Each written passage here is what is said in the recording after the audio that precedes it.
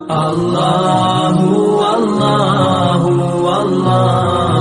اللہ اللہ اللہ اللہ۔ السلام علیکم ورحمۃ اللہ وبرکاتہ۔ الحمدللہ رب العالمین، اللہم صلی علی محمد۔ میرا معزز سامعین کرام، آپ کے سامنے سورہ بقرہ کی آیت نمبر 81 پڑھوں گی۔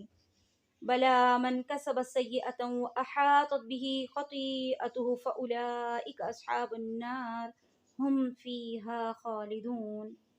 مختصر حمد و ثنا کے بعد آپ کے سامنے اس آیت کا سادہ ترجمہ رکھتی ہوں۔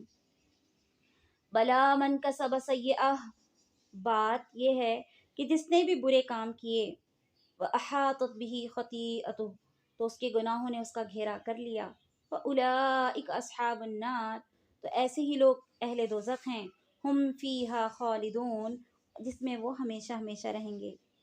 اللہ رب العزت کہہ رہا ہے کہ اللہ کا قانون یہ ہے کہ دنیا میں جو شخص برے کام کرے گا،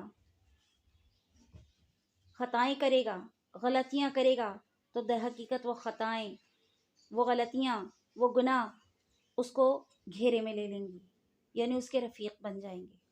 اللہ کہتا ہے پھر وہ اس کی رفاقت جہنم تک جائے گی، کیونکہ اللہ کہتا ہے فَأُولَئِکَ أَصْحَابُ النَّارِ هُمْ فِیہا خَالِدُونَ، کہ یہی لوگ جہنمی ہیں اور اس میں ہمیشہ ہمیشہ رہیں گے۔ دنیا آخرت کی کھیتی ہے۔ اللہ رب العزت ہمیں یہاں پر یہ سبق دے رہے ہیں اس آیت کے اندر، اگر تم برا کرو گے تو برا پاؤ گے۔ اگر تم اپنے ساتھ گناہوں کو پسند کرتے ہو، گناہوں کی لذت میں زندگی گزارنا بسر کرنا پسند کرتے ہو، اور اسی راستے کو اختیار کرتے رہتے ہو اور اس پر ڈٹے رہتے ہو اور اسی کے لیے ہیلا جوئی، بہانے بازی اور تمام کسب کرتے رہتے ہو، تو یاد رکھو وہ تمام کی تمام برائیاں، غلطیاں، خطائیں، گناہ اور اس کی لذتیں تمہارے معاون اور تمہارے ساتھی بن جائیں گے۔ پھر انجام کیا ہوگا؟ اللہ رب العزت آیت کے انتہا میں بتا رہے ہیں انجام یہ ہوگا، انجام اس شخص کا فَأُولَئِکَ أَصْحَابُ النَّارِ، حقیقت میں لوگ دوزخی ہیں، ہم فیہا خالدون، جس میں وہ ہمیشہ ہمیشہ رہیں گے۔ یعنی برائی کا انجام انسان کو دوزخ میں لے جا کے چھوڑے گا، اور اچھائی کا انجام یقینی طور پر انسان کو جنت میں لے کے جا کے چھوڑے گا۔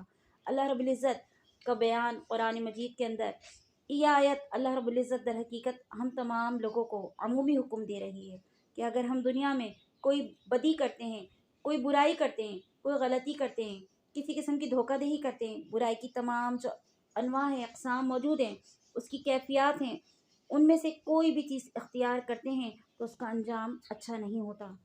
بدلہ لینے کے لیے بھی اللہ رب العزت نے یہاں پر معافی کو زیادہ پسند کیا ہے، بدلہ لینے کی اتنی اجازت دی جتنا کہ آپ کے اوپر ظلم کیا گیا۔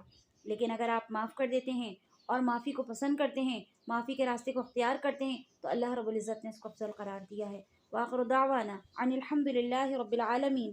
السلام علیکم ورحمۃ اللہ وبرکاتہ۔